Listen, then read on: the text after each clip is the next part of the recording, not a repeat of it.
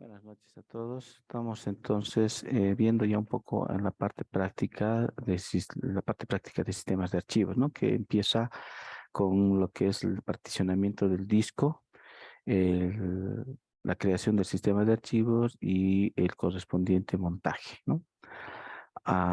El comando, hay una serie de comandos que mis sugerencias que no se olviden que son de uso común.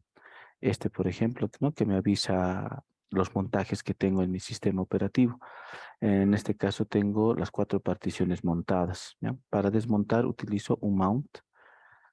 Puedo usar de dos maneras. Dar el dispositivo, un mount de SDB1, ¿ya? La condición es, miren, fíjense, aquí está en una carpeta, justo está en la carpeta que es el punto de montaje, ¿ya? Cuando estoy en el punto de montaje no se puede desmontar, ¿ya? Por ejemplo, voy a tratar de desmontar un mount de SDB2, ¿no? Me va a salir error porque estoy en uso. Entonces tengo que salir a otro directorio fuera del punto de montaje y recién puedo ejecutar el desmontaje, el desmontar el sistema de archivos. La otra alternativa es utilizar el punto de montaje, decirle, en lugar de decir dev, el dispositivo, es decirle mnt linux 01. De ese modo se va a desmontar. Entonces las dos alternativas, o usas el dispositivo o usas el punto de montaje. Listo. ¿Sí? Entonces aquí está, vamos al MNT, reviso df-h y está completamente, bueno, no está ningún sistema de archivos externo montado. Si me voy a los puntos de montaje, por ejemplo, en Linux 01, no tiene nada, ¿no? Está vacío. Va a tener contenido cuando yo haga la operación de el montaje, ¿no? Ahora, si me he olvidado qué sistema de archivos tiene mi partición, este comando, blkid, ¿no? Me va a avisar el tipo de sistema de archivos. El B1 es extendido 4. Entonces, una vez que he obtenido el sistema de archivos, extendido 4, vuelvo a montarlo, ¿no? De SDB1, MNT, Linux 01. Listo. ¿Sí? Y me voy a la carpeta Linux 01, ls, y aquí está el contenido, ¿no? De todo lo que he copiado. ¿Ya? Bien. Continuaremos. Bueno, eso a manera de complementar lo que vimos la última clase, el montaje y el desmontaje. Voy a proceder a desmontar, ¿ya? Entonces, lo primero que tengo que hacer cuando trabajo con sistemas de archivos y discos es revisar si existe, si está o no está montado un determinado sistema de archivos, ¿ya? Otro también que es importante es identificar cuál es la partición principal, ¿no? O las particiones que son del sistema. En este caso, fíjense, aquí está la partición raíz, el SDA2. Este es el sistema. En algunos sistemas se crean puntos de montaje separados. Uno para el home, se crea otro para la base de datos, entonces se crean particiones dedicadas para distintos directorios importantes del sistema, ¿no? Entonces uno de ellos, por ejemplo, barlib, que normalmente se guarda ahí por defecto las bases de datos, ¿no? El otro, el home, ¿sí? ¿Cuál es la ventaja de usar un sistema de archivos separado, especialmente para el caso del home, ¿no? Como está destinado para usuarios, entonces puede que mi requerimiento crezca y necesite más espacio. Entonces, ¿qué es lo que hago?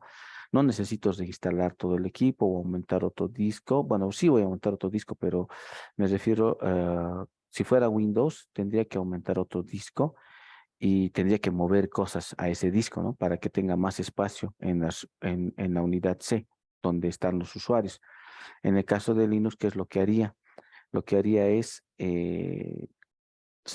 como está separado en una partición diferente, puedo agregar un disco nuevo más grande y crear el punto de montaje home, ¿no? O sea, montar como home.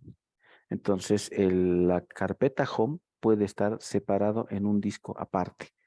Y si lo tengo separado en un disco aparte, simplemente es colocar un nuevo disco más grande y copiar todos los datos, ¿no? Entonces, es en ese sentido, ¿no? No sé si me entendieron, espero que sí. Como son sus sistemas de archivos externos, entonces puedo manejar en un disco aparte todo lo que es archivos personales de cada cuenta de usuario. Entonces eso me va a permitir poder migrar todo el disco a uno más grande y poder y no solamente hacer el montaje para que se pueda utilizar la carpeta de usuarios, que en este caso correspondería al el caso que estoy hablando con la carpeta Home. ¿Ya?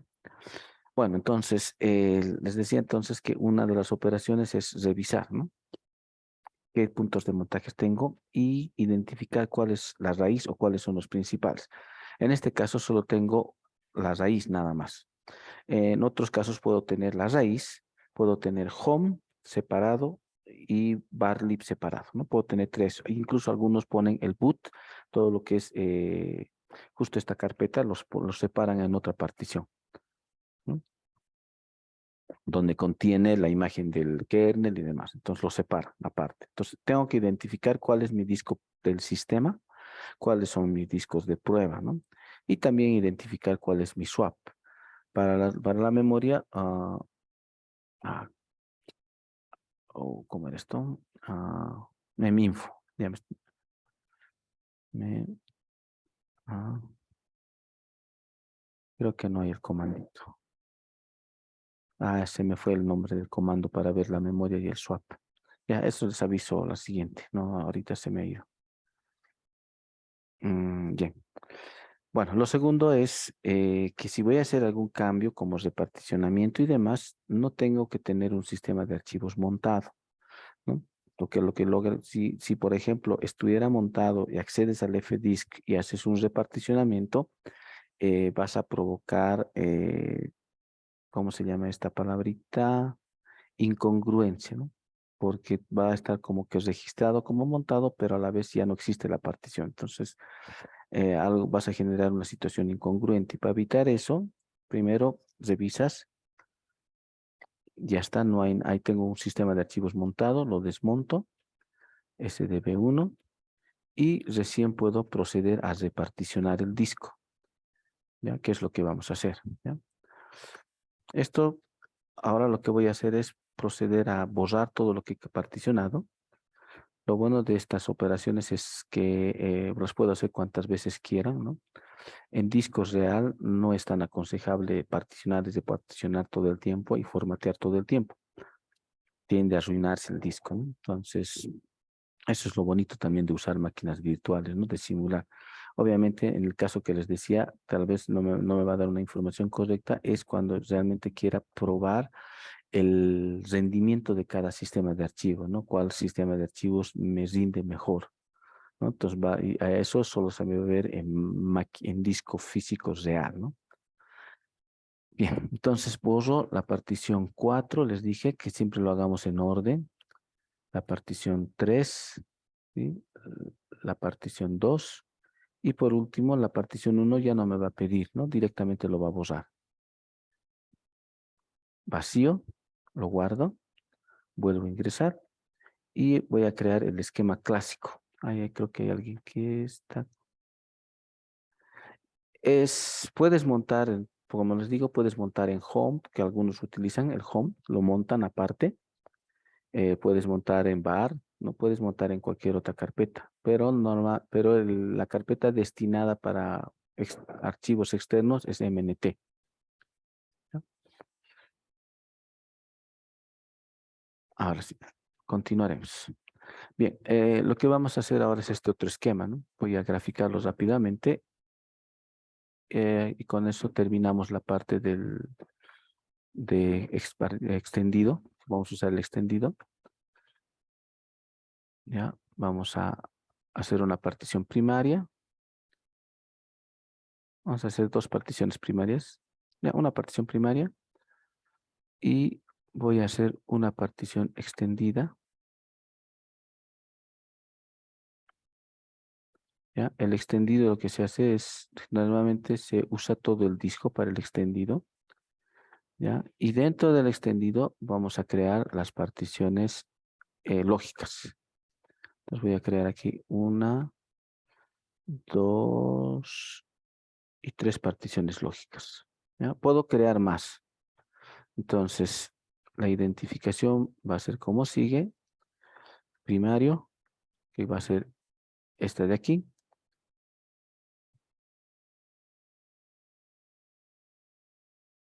¿No?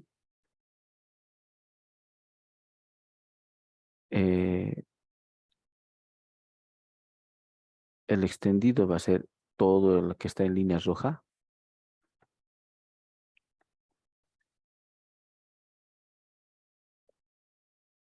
Partición extendida. Y estas particiones de aquí, esta y esta es particiones lógicas. Ya estoy colocando directamente la palabra lógica, ¿no? O sea, pero en realidad es partición extendida, partición primaria, partición extendida, partición lógica. Entonces, esto es lo que vamos a hacer ahora, ¿no? ¿Ya? Entonces vamos a crear, hemos borrado el disco. Voy a volver a particionar, voy a crear una partición primaria, voy a crear una extendida y después dentro voy a crear 3 particiones lógicas.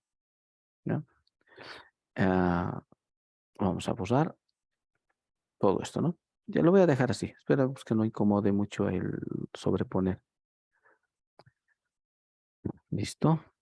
Entonces le digo nuevo, primario. Ya los tamaños los estoy haciendo en forma arbitraria y a mi gusto. ¿Ya? Obviamente ya en real ya tengo que pensar, ¿no? No puedo colocar, digamos, 5 gigas cuando sé que el sistema necesita mínimo 10, ¿no?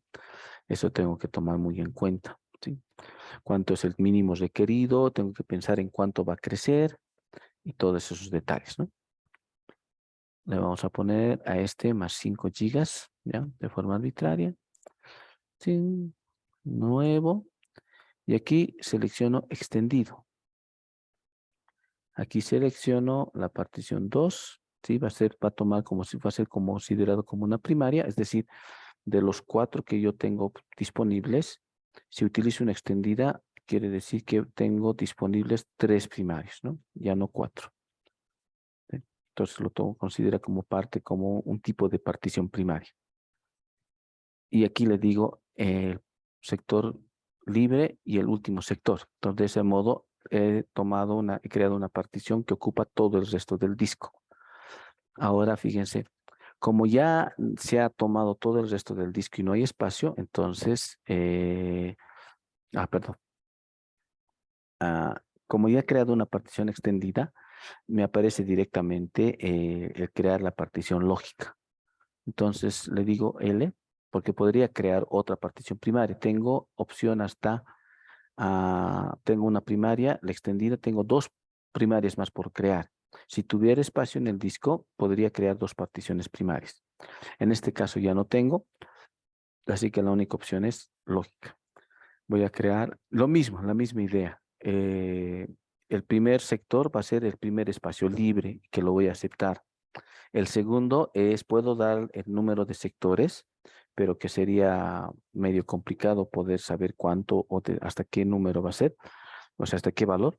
Así que mejor usar la nomenclatura que es entendible para el usuario final, que sería en este caso el tamaño, digamos 5G. Lo mismo aquí, otra vez nuevo, lógica. Por defecto acepto, aquí le doy el tamaño, este le voy a poner 2G. Y otra vez nuevo, lógica. Y es resto del disco. ¿Listo? Partición, fíjense cómo ha creado la partición 1, la partición 2, el extendido 2 y dentro 5, la partición extendida, digo lógica. Ahora noten lo siguiente.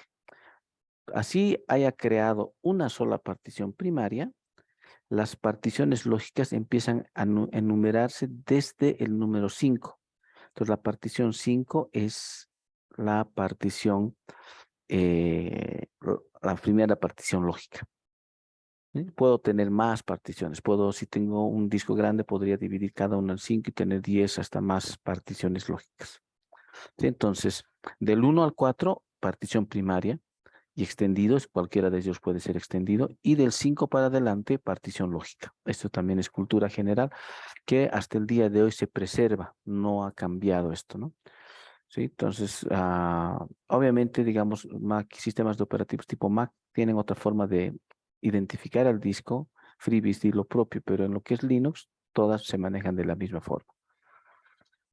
Procedo a grabar y ya está. Ya he creado mi esquema de particionamiento del gráfico, ¿no? Ahora sí tengo una primaria y 3 lógicas. Ahora sí lo voy a borrar lo del gráfico.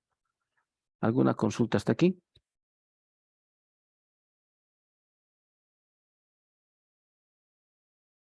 Listo. No hay consultas. Continuamos. Bien. Mm, ya, a manera de recordar, voy a volver a utilizar las particiones para volver a crear el sistema de archivos y demás, ¿ya?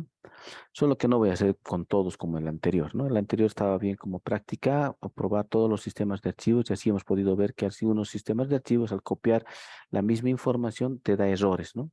En unos me decía por el tamaño y en otros por los permisos, ¿no? Entonces, cada sistema de archivo tiene su particularidad.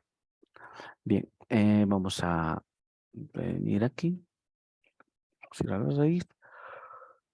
Acá. Lo siento, mil disculpas. Vamos a marcarlo con X2.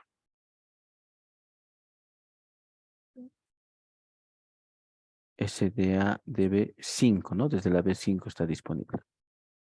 Listo. Ya está. Ya está creado el sistema de archivos. Bien.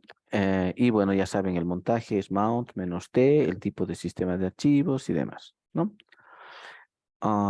Por último, vamos a hacer esto, cat etc fstab. Aquí lo voy a listar, ¿ya? Aquí, por ejemplo, para montar el sistema de archivos, este es el archivo que lee al momento de bootear. Aquí está diciendo que la partición segunda del disco A, del primer disco, se va a montar en esto, ¿no? Como swap. Y el swap va a ser el SDA1. Aquí está. Claro. En algunas otras distribuciones ya no utiliza esta terminología de dep SA2. En su lugar, ¿qué es lo que va a utilizar? Este valor. Esto. Entonces, en lugar de decir dep SA2, va a colocar D9, EE6, DF4, toda esta cadena y va a poner el punto de montaje. Ese es el cambio que algunas otras distribuciones utilizan. Que si no estoy mal, bueno, sí, Ubuntu es el que utiliza de esa manera. SUSE todavía maneja de la forma tradicional, que es identificar al dispositivo como dep, ¿no? Entonces, en el caso de versiones actuales, utiliza el UID. Esto es más por el tema de ocultamiento de información, ¿no? Entonces, al revisar, digamos, SDA2, ya me está diciendo primer disco, segunda partición. Pero si el archivo lo visualizo y encuentro que es un D9E6DF4, no me dice mucho, ¿no? Entonces, no me da más pistas. ¿Ya? Entonces, creo que es más en el sentido de seguridad, ¿no? Bien. Este es el sistema de archivo que hemos creado, LSDB5, y aquí es extendido 2, ¿no? ¿Listo? ¿Alguna consulta? Voy a poner un momentito pausa. Bien, eh, vamos a continuar a partir de este gráfico. ¿Ya? Pues toda la parte de aquí arriba les decía que ya está cubierto. Hemos visto cómo está estructurado el disco, ¿sí? Y, y bueno, es necesario, ¿no? Verlo porque al final el sistema de archivos reside sobre una partición. ¿Ya? Bueno, en cuanto a particiones, hay varias maneras de configurar. Digo, me refiero en cuanto a configuración de disco, hay varias formas, ¿no? No es la única. Esta es la clásica tradicional, todavía válida. Otra es, digamos, RAID 0, otra es LVM, ¿no? Y ahora hay otras que, bueno, los discos GPT, ¿no? Y otras maneras de manejar el disco, ¿no? Que son ya recientes, ¿no?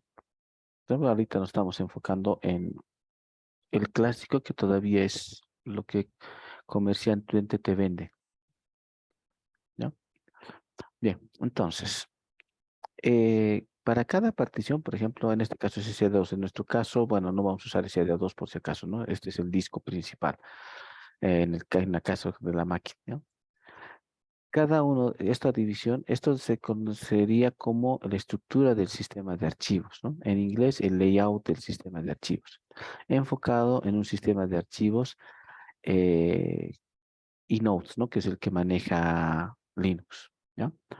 Y podemos ver lo siguiente, que del sistema de archivos, vamos a venir aquí para poder entender esto, vamos a venir aquí otra vez y vamos a particionar, vamos a formatear mkfs.bfat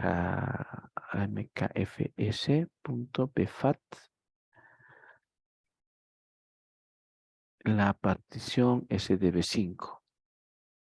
¿Listo? ¿Ya? df-h. Pero te vamos a montar. Vamos a crear un punto de montaje que se llame disco.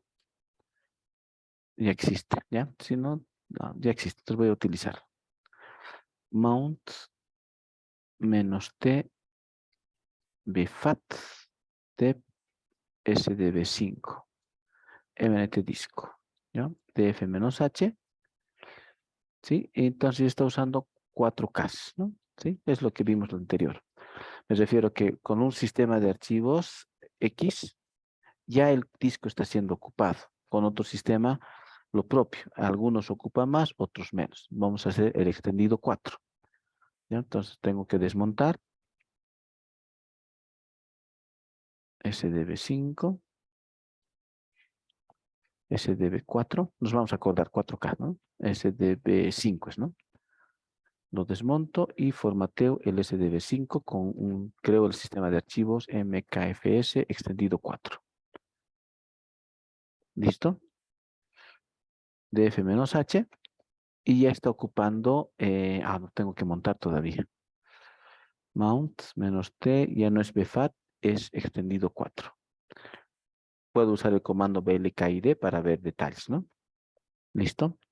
Otra vez df-h y ya está usando 138 megas, ¿ya? Y esto pasa porque en un sistema de archivos tipo Unix, del disco, al igual que hemos dicho del disco, se separa, igual que dijimos también que en la memoria está una parte separada para el sistema operativo, y en el disco está separado, cuando se trata del disco principal, separado para el Bus Records y un pedazo para la tabla de particiones. Cada partición que tenga un sistema de archivos de tipo de Linux, por ejemplo, como el extendido 4, va a tener separado un pedazo de datos, de bloque de datos, va a tener el boot block, otro el super block, el espacio libre, los inodes, el directorio raíz y los archivos y directorios como tal. Entonces ya está usando. Entonces toda esta información que ustedes están, que esto de aquí, que me muestra después de formatear el disco y me dice que está siendo usado 138 megas, es el boot block, super block principalmente y los inodes. ¿Ya? Entonces, ¿qué es el boot block? El boot block es el espacio que va a utilizar para cargar el sistema operativo. Entonces va a reservar un espacio, ¿ya? Para cargar el sistema operativo. El super block es un espacio que se va a reservar, un conjunto de bloques de datos que se va a reservar para poder tener metadatos del disco, que es básicamente un metadato, es datos del disco como el tamaño, el número de bloques y otros datos que puedan ser importantes, ¿no? Un metadato es información del dato, una información en este caso del disco, ¿ya? Eh, el otro va a ser, otro espacio va a tener la información de bloques libres. Aquí puede utilizar lista enlazada particionada en tablas, mapa de bits, ¿ya? Una forma de administrar los espacios libres, ¿no? Y aquí es lo que utiliza sistemas de archivos tipo Unix, que son los inodes, que es una estructura de datos del archivo. Voy a tener un inode por cada archivo y va a tener información del archivo y la localización de sus bloques. Vamos a ver en la siguiente clase teórica acerca de estos detalles. ¿Sí? Y bueno, el directorio raíz hace referencia al punto donde empieza mi sistema, mi jerarquía de sistema de archivos, ¿no? Entonces, aquí sería la raíz y esto es el resto, ¿no? Me refiero a las carpetas, archivos y todo el resto, ¿no? Entonces, la estructura del sistema de archivos tendría esta, esta separación de, bueno, tendría esta estructura, ¿no? ¿Sí? Estoy redundando en las palabras. Ah, la estructura de datos tendría estas porciones de bloques de datos destinados, uno para el bootblock, otro para el superblock, otro para espacios libres y nodes, directorios raíz y el resto de la información de datos. Vamos a volver a desmontar, vamos a desmontar aquí un mount de SDB5 y vamos a volver a particionar, digo, a crear el sistema de archivos. ¿Ya? Fíjense, información está obteniendo. File System OS Type Linux, el tamaño de bloque que por defecto está usando. Este es el tamaño de bloque de 4096. ¿Ya? Esta es la cantidad de inode que ha generado. Y esta es la cantidad de bloques de datos para este disco de 5 gigas. 5 gigas le puse, ¿no? Bueno, ya, fdisk-l, a ver si me avisa aquí. Aquí está. Sí, 5 gigas es. Entonces, para 5 gigas ha creado 1.310.720. ¿Ya? Y aquí está la información del superblock, ¿no? Entonces está usando, ¿sí? ¿No? Entonces, esto es en el caso del verbose del extendido 4, me avisa y me hace referencia al superblock. Y en el caso de extendido 4 también, utiliza esto del journal, ¿ya? Que es otra área al margen de esto, utiliza otro espacio del disco para una estructura que se conoce como journaling, que es básicamente un espacio reservado de la partición, ¿ya? O mejor dicho, de un espacio de bloque de datos de esa partición, que se utiliza especialmente para recuperación, ¿no? Es como que, como un, como un área de backup, de tal forma que cuando ocurra algún imprevisto con el disco, puedas recurrir al journaling y en el journaling va a tener alguna información grabada del disco que va a permitir recuperar, ¿no? Vamos a formatear esto mismo con extendido 2, ¿ya? Fíjense, el extendido 2 no crea journaling, ¿ya? Sí maneja Superblock, sí va a manejar Bootblock, sí va a manejar inode, pero no crea journaling. Entonces, el extendido 2 era un sistema de archivos que ya no se usa mucho, pero que sigue presente, que, que no utilizaba un sistema de recuperación de información, ¿no? Y justamente es como respuesta a poder darle más seguridad al sistema de archivos que se ha creado, esto ha evolucionado. Primero extendido 3 como una nueva versión, ¿ya? Y es a partir de la versión 3 el extendido 3 que crea esto del journal. Aquí me está dando la información de cuántos bloques de datos está utilizando el journal, ¿ya? ¿Sí? Una vez más, aquí me voy al gráfico. Esto de aquí no son particiones del disco, ¿no? Sino que es ya este de aquí arriba es de la partición. Entonces, y se ha creado el sistema de archivos. Lo que el sistema de archivos ha hecho es crear una lista de bloques de tamaño fijo, que en este caso es 4096, ¿sí? Por la información que me da. Veremos aquí. Sí, aquí está. Block 6, 4096. Entonces, ha creado el disco con bloques de 4096, ¿no? ¿Sí? Ahora, cada uno de estos boot blocks están ocupando un cierto número de bloques, ¿sí? En el caso del extendido 3 me está diciendo que el superblock está almacenado en estos bloques, ¿no? ¿Ya? Estos más que cantidad son bloques de datos, ¿no? O sea, el bloque número 32.768 y demás, ¿no? En el caso del journal, está utilizando 32.768 bloques de datos. ¿Está ahí? ¿Está claro?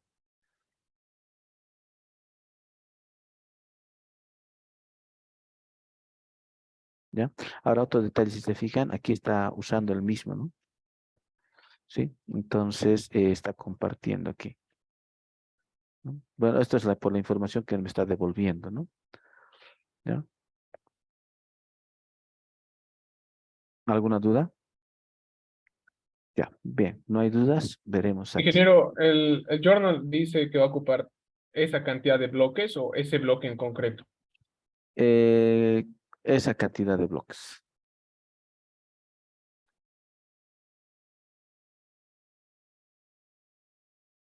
pero no hay forma de saber cuáles son. Ah, no, es interno, se reserva. Ah, está bien, ingeniero, gracias. Ya, bien. Aquí nos sale un programita que es el Tune2FS. Este programa, esta aplicacióncita me permite hacer tuning del file system y también configurar para que se haga un scan disk obligado cada cierto tiempo, ¿no? Por ejemplo, pongo TuneF-C, le pongo, digamos, 100 o digamos, le pongo 3. Entonces, eso quiere decir que cada 3 que se prenda la máquina va a hacer un escaneo de scan disk del disco, ¿no? Entonces, para eso me sirve el TuneFS y también hay otras opciones que tiene, ¿no? Después, bueno, eso aparte. A ver, ya, volveremos a esta vez aquí. Bueno, entonces algo que habíamos mencionado en la parte teórica era que se crean bloques de datos, ¿no? Entonces, estos se puede configurar especificando el tamaño de bloques al momento de crear el sistema de archivos. Sí, aquí podemos ver, ¿no? Eh, la cantidad de bloques que ha creado, ¿sí? Entonces podemos ir a la parte de arriba. A, a ver, no sé cuántas cifras son. 6, 9, 10. Y aquí tendría que ser más que eso, ¿no? ¿Dónde está? Ah, creo que me he perdido. Ah, aquí está, aquí está. 1.310.000 bloques y aquí es 5.242.880 bloques, ¿no? ¿Sí? Es lo que hablamos también tanto en memoria y en este capítulo, ¿no? Eh, puedo escoger grande, ¿ya? Me ayuda en el performance, pero me desperdicia espacio, ¿no? Y puedo escoger pequeño. El pequeño me crea demasiados cantidad de bloques y eso se traduce en desempeño, ¿no? ¿Sí? Entonces aquí podemos ver la diferencia, ¿no? Entre una opción y otra opción. Vamos a ver si me deja crear bloques pequeños, 512.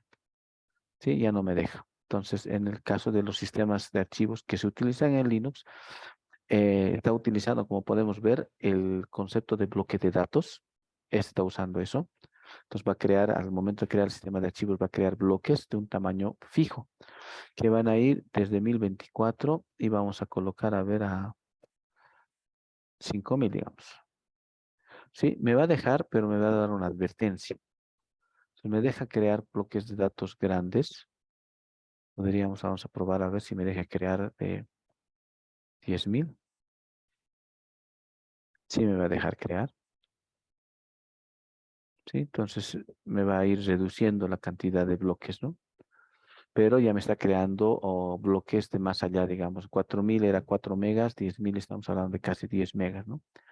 Y, y sí voy a tener el riesgo de tener particionamiento, fragmentación, ¿no? Cuanto más grande. Bien, eso es la ventaja, digamos, que tenemos. En el caso, digamos, de Windows, cuando le digo crear el sistema de archivos, no me da todos estos detalles, ¿no?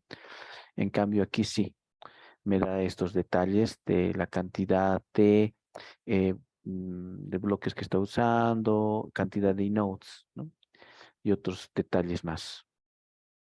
¿Alguna consulta? Ya. Entonces, ustedes en casa pueden un poquito practicar el tema y revisar, ¿no? La creación de bloques y demás, ¿no? Bien, continuaremos con la parte, ahora sí tenemos que volver a teoría. Y vamos a ver un poco, repasar algunos detalles. ¿Ya? Y haremos lo que ya vimos, hablamos de lo que era la asignación contigua, ¿no? Que era básicamente colocar los datos ¿cómo se dice? En bloques contiguos de datos, ¿no? ¿Sí? Ahora, por la naturaleza, digamos, de los archivos que se escriben en un momento dado, más adelante se incrementan, entonces puedo tener disperso, ¿no?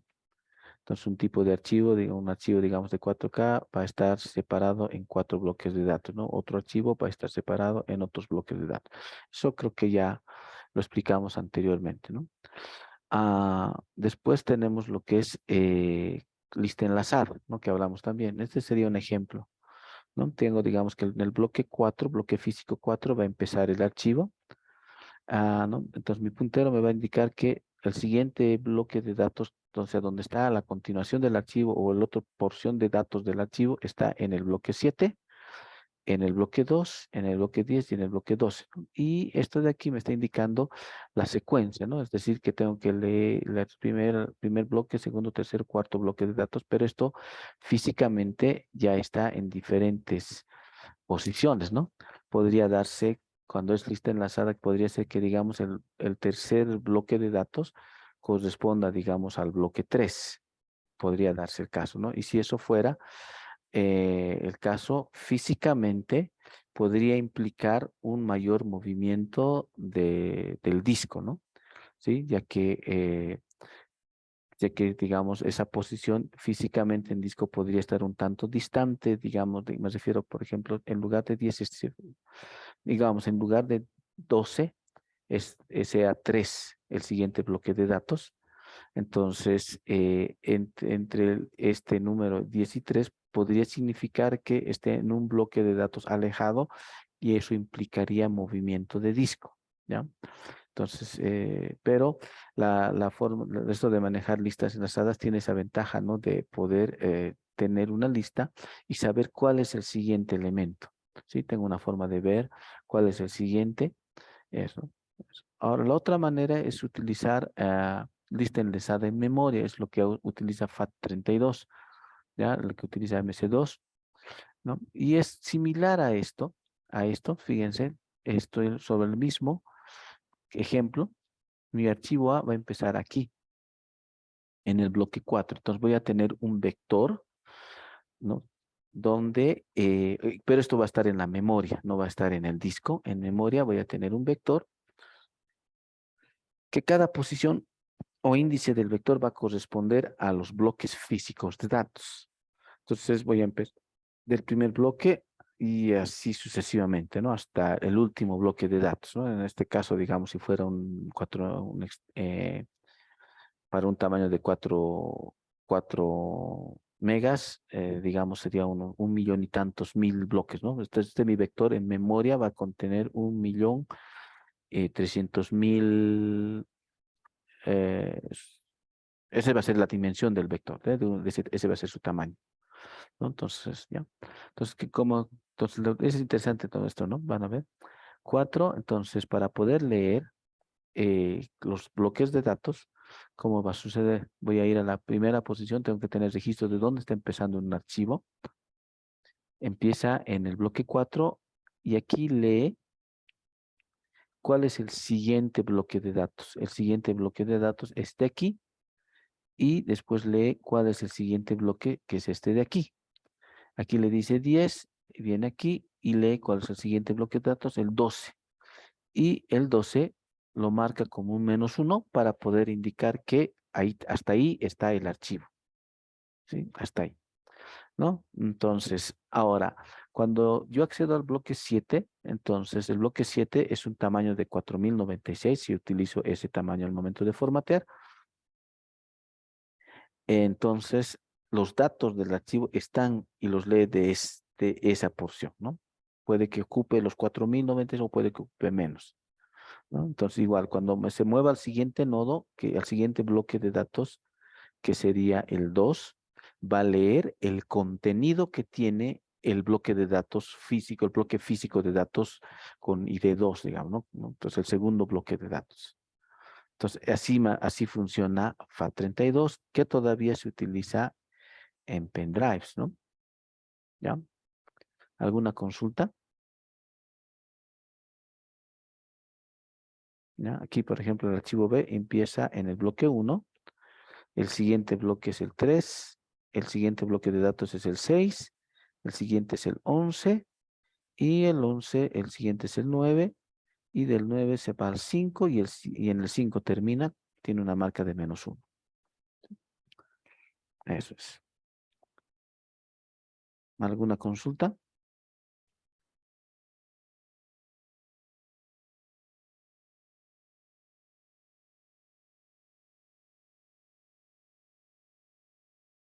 Ya.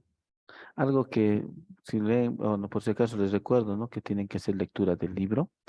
¿Ya? Esto que hacemos en clase es un resumen, ¿no? De lo más relevante, ¿ya? Pero tienen que hacer lectura del libro. Algo que en el libro van a leer hace referencia al problema que tiene la asignación contigua. Me va a funcionar bien, dice el libro, cuando se trata, por ejemplo, de la creación de grabar un disco en un disco externo como el DVD. ¿Por qué? Porque ya tú lo que estás haciendo es guardando información definida, ¿no? Tengo, digamos, unos 5 archivos y ya tienen un tamaño fijo. Entonces, al poder grabar esa información, estás creando, como en el ejemplo, ¿no? Me dice mi archivo B es de 5K, entonces 5 bloques utiliza y los 5 bloques usa, ¿no? Pero no es eficiente esto de asignación contigua cuando estoy editando un archivo, ¿no? ¿Cómo vas a ver cuánto más voy a escribir, ¿no? Ese es el problema de la asignación contigua.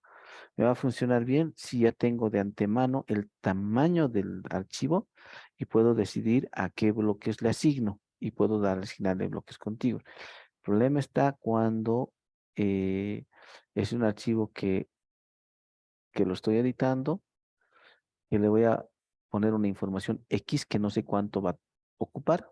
Digamos, hago un copy-paste sobre ese archivo y cuando le diga grabar, ¿cómo va a saber cuántos bloques de datos necesita? ¿No? Ese es el problema. ¿Ya? Pero al hacerlo, digamos, a manejar de esta manera, entonces me permite, digamos, ¿no? Aquí ya no necesito conocer específico el tamaño, simplemente necesito saber dónde empieza y, y según va creciendo o aumentando de tamaño, va a ir creciendo, va a ir utilizando bloques de datos y colocando en una estructura de datos adicional el enlace, ¿no? Ya sea este caso de usar listas enlazadas o usar una lista enlazada en memoria, ¿no? ¿No? Que es similar a esto, solo que está en memoria y en una estructura de datos tipo vector.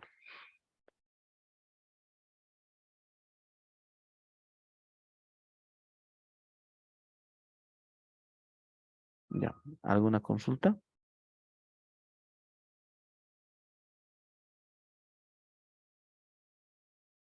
Ya, si no hay consultas, continuamos.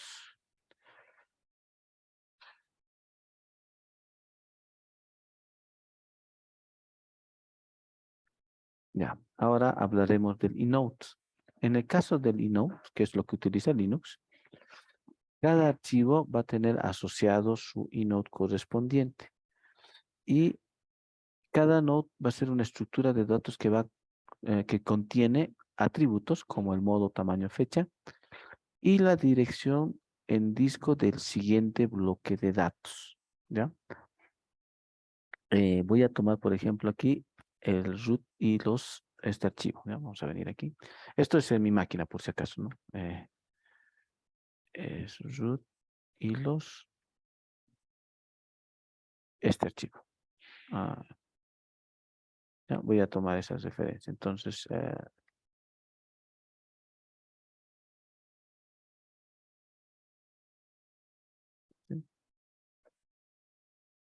Esto, este archivo. ¿No? Ahora, ¿cómo sería esto en eNotes? Va a empezar por la raíz. Raíz. ¿Ya? Entonces voy a usar la opción -i para poder mostrar el eNote asociado a cada archivo, ¿no? Que les dije también en una anterior clase que en el Unix el directorio también se lo considera como archivo, ¿no? ¿Sí? Solo que hace referencia a tipo, ¿no? Tipo directorio, tipo archivo regular, ¿no? Entonces, fíjense, nodo y 3. Entonces, eso es lo que vamos a colocar aquí. 3 es todo lo que vemos, ¿no? El ETC es 265.121. ETC, por aquí está. ¿Dónde estás, ETC? Ah, no lo veo. Aquí estás. Ese es su número de eNote, ¿no? Y así cada uno, cada archivo, carpeta, directorio, tiene un eNote asociado. ¿Qué es un eNote? Una estructura de datos que va a contener campos y cada campo tiene información como el modo, fecha y demás detalles, que lo vamos a ver ahora. ¿Ya? Entonces, localizo la carpeta root y lo que va a contener la carpeta root, el eNote de la carpeta, vamos a hacer lo siguiente. Entonces, mi carpeta root es esta, ¿no? Entonces, el eNote 12, ¿ya? Al que está asociado a la carpeta root, ¿ya? Lo que contiene es esta información. Ah, qué hecho. ¿Ya? Haremos así. Listo. Root. Esto todos estos está en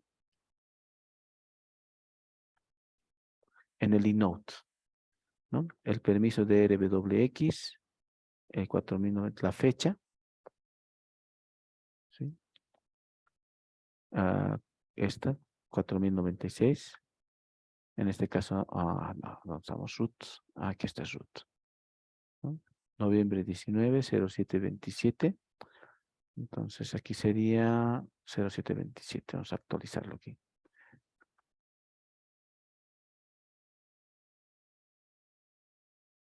Noviembre 1907. Entonces aquí tiene la información. 19, 11, 07, 27. Entonces, el eNote va a contener todos esos datos. ¿Sí? Hasta ahí está claro, ¿no? Estoy simplificando aquí. También contiene esta información, ¿no? Esta información del propietario. Esta otra información también de aquí, ¿no? Entonces, en realidad, toda esta información hasta aquí, toda esta información está contenido en cada eNote y en campos separados, ¿no? Y además el eNote contiene un último campo que está la dirección del siguiente bloque de datos, ¿no? En este caso estoy colocando un número aleatorio, digamos 132. ¿Eso qué significa? Que se tiene que ver o sea, me voy a ese bloque de datos, que podría ser, digamos, si esto fuera, digamos, mi sistema de archivos con bloques, ¿ya? Entonces, si por algún lado está aquí, este es el bloque 132. Entonces, en ese bloque de datos 132 está la información que correspondería a esto. En ese bloque de datos está esta información. Wow.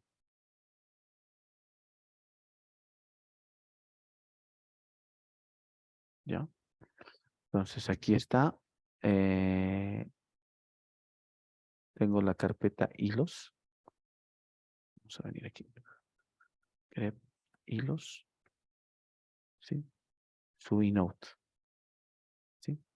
La carpeta, digamos, fs. Su inode.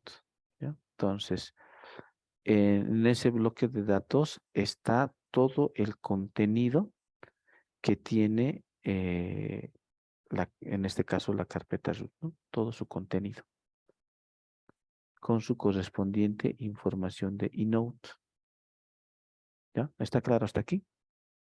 Entonces, hemos partido por la raíz. La raíz tiene el listado de, o sea, en ese bloque de datos donde inicia la raíz. Por eso, en esta estructura, ¿no? Del sistema de archivos tenemos separado un pedacito para lo que es directorio de raíz, ¿ya? ¿Qué significaría esto? Que en un bloque de datos ¿no? está esta información. ¿No? El bloque de datos donde está la información de la raíz principal del sistema, está todo el contenido con su correspondiente inode, ¿no? Entonces el nombre de la carpeta y su inode, ¿no? Al revés, nodo, inode, carpeta. Entonces por eso es que aquí se tiene separado directorio raíz, ¿ya? Entonces se tiene el dato de dónde empieza el directorio principal del sistema de archivos. Entonces, en ese directorio principal, bueno, en ese bloque de datos, donde está el directorio principal, está todo el contenido de la carpeta bueno, para no entrar en imprecisiones, está esto, ¿no? Ay, me estoy equivocando. Está esto. Entonces, toda esta información de ping, boot, dep está en un bloque, en ese bloque de datos reservado para la raíz, ¿no? Entonces, por eso decía, cada una de estas divisiones son bloques de datos. En un bloque de datos está boot block, en otro super block, en otro el espacio libre y en otro node, y en otro, y hay uno que donde está la información del contenido de la raíz, ¿no? Y a partir de esa información, empiezo entonces a obtener el inode. Se lee el inode y el inode contiene sus permisos, tamaño, fecha y el siguiente bloque de datos. Ese bloque de datos contiene el contenido de la carpeta. En este caso, este es root, es una carpeta. El contenido, ¿no? Que sería, en mi caso, tengo la carpeta FS, la carpeta HHH, tengo una carpeta hilos. Y lo mismo, ¿no? Entonces, en el caso de esto, hilos, vamos a venir otra vez aquí a mi sistema. Me voy a la carpeta root, ls-l, grep, hilos.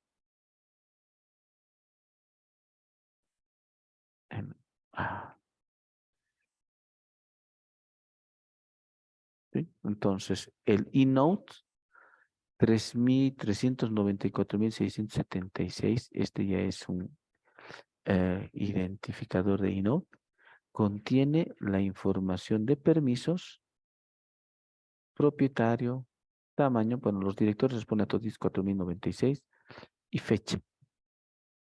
Entonces, eso está en el inode 3.946.676. Y tiene un campo adicional que me indica el siguiente bloque de datos que contiene el contenido de esa carpeta. Entonces, en el bloque 406 está todo el contenido. Básicamente, esto es, ya estoy, aquí estoy en root hilos. El bloque 496, que es un número arbitrario, contiene esta información, ¿no? Está ahí todos estos archivos. O sea, no están los archivos, sino la información del nombre y el inode. Eso está en ese bloque, ¿no? Y a partir de esa información, de ese bloque de datos, lo mismo, ¿ya? Voy a encontrar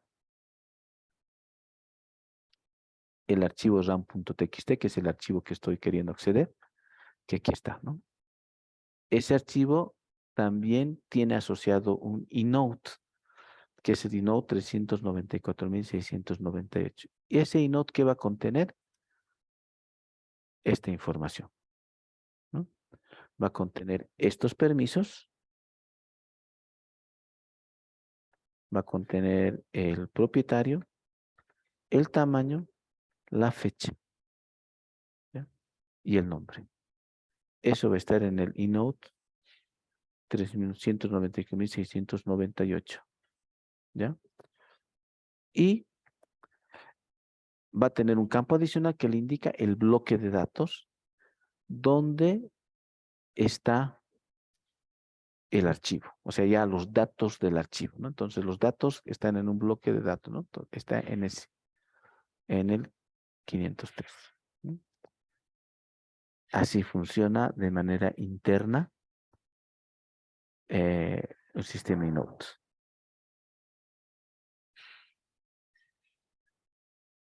¿Alguna consulta? Ingeniero, entonces el inode de un directorio nos va a decir dónde están los demás archivos dentro de ese directorio, y el inode de un archivo regular nos va a decir el bloque donde está el contenido como tal de dicho archivo. Sí. Sí, en el inode hay un campo que es el campo del bloque de datos físico y ese bloque de datos físico contiene el contenido del archivo.